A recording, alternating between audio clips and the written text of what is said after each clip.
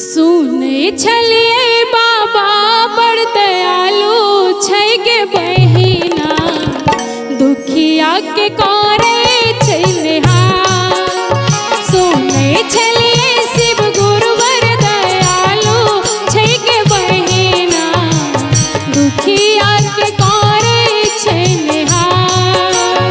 सुने छलिए शिव गुरु बड़ दयालु छै गे बहिना, दुखिया के करे छै उद्धार। सुने छलिए शिव गुरु बड़ दयालु छै गे बहिना, दुखिया के करे छै निहार। सुने छलिए शिव गुरु दयालु छै गे बहिना, दुखिया के करे छै उद्धार। गे बहिना, दुखिया के करे छै निहार। गे बहिना, दुखिया के करे छै निहार। अंगने अंगने भीख मंगै छै, संग में मरुआ धान गे। संग में मरुआ धान गे, संग में मरुआ भीख धान मंगै छै, संग में मरुआ धान गे। संग में मरुआ धान गे। संग में मरुआ धान गे। खान मेवा पूरी मिश्री, भांगक रखटल प्राण गे। भांगक रखटल प्राण गे। भांग के रखटल प्राण गे। गरबा में शोभे सापक हार गे बहिना, दुखिया के करे छै निहार।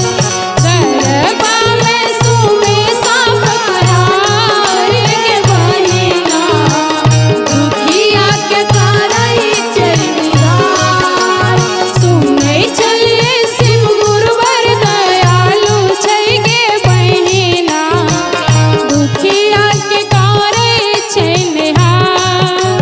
सुने छलिए शिव गुरु बड़ दयालु छै गे बहिना, दुखिया के करे छै उद्धार।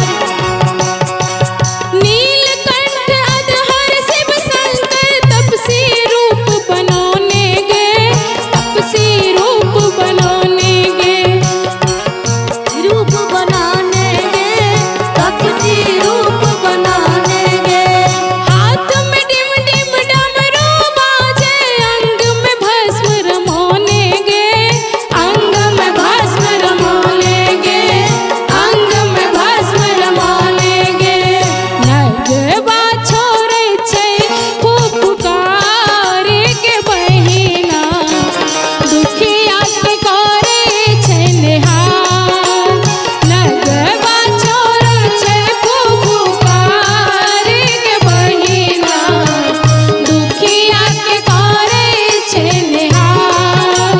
सुनै छलिए शिव गुरु बड़ दयालु छै गे बहिना, दुखिया के करे छै निहार। सुनै छलिए शिव गुरु बड़ दयालु छै गे बहिना, दुखिया के करे छै निहार। गे बहिना, सुने छलिए शिव गुरु बड़ दयालु छै गे बहिना, दुखिया के करे छै निहार।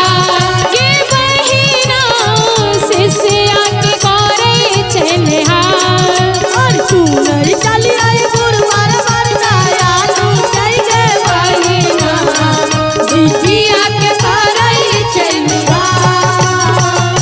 शिव गुरु महाराज की जय हो।